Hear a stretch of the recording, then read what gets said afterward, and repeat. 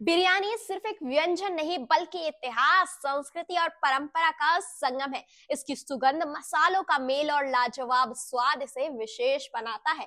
भारत, पाकिस्तान, बांग्लादेश, मध्य Asia और खाड़ी देशों में बिरयानी बेहद लोकप्रिय है। लेकिन क्या आप जानते हैं कि ये स्वादिष्ट डिश का नाम आखिर पड़ा कैसे?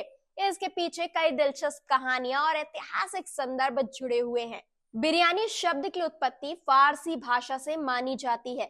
कुछ इतिहासकारों के अनुसार यह शब्द बिरंजन या बिरयान से निकला है, जिसका अर्थ होता है भुना हुआ या फिर पकाया हुआ चावल। माना जाता है कि बिरयानी की जड़ें भारत में मुगलों के आगमन से पहले ही आ चुकी थी, लेकिन मुगल काल में इसे नई पहचान और शाही दर्जा मिला।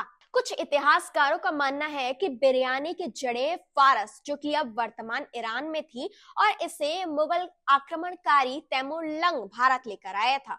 कहा जाता है कि तैमूर के सैनिकों को लंबे युद्ध अभियानों के दौरान जल्दी और पौष्टिक भोजन देने के लिए एक डिश बनाई गई, जिसमें चावल, मांस और मसालों को मिलाकर दम यानी कि भाप पर पकाया जाता था।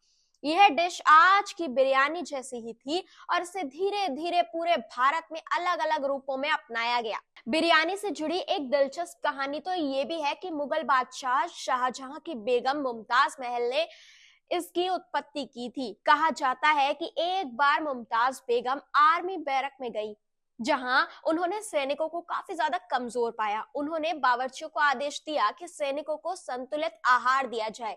इसके लिए मुमताज बेगम ने मांस और चावल का एक मिश्रण बनाने को कहा, जिससे सैनिकों को ऊर्जा यानी कि एनर्जी मिल सके। इस प्रकार मसालों के साथ मांस और चावल को पकाकर बिरयानी तैयार की गई। एक और कहानी ये भी है कि जब अवध के अंतिम नवाब वाजिद अली शाह को अंग्रेजों ने निर्वासित कर कोलकाता भेजा, तो वह अपनी लखनवी बिरयानी की शाही रेसिपी भी साथ ले गए।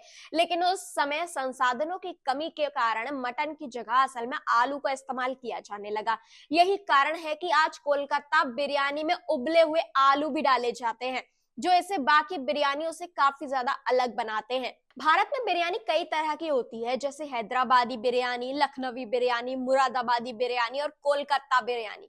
प्रत्येक क्षेत्र की बिरयानी आज अपने विशेष मसालों, सामग्री और पकाने की विधि के लिए जानी जाती है, जो स्थानीय स्वाद और परंपराओं को भी दर्शाती है।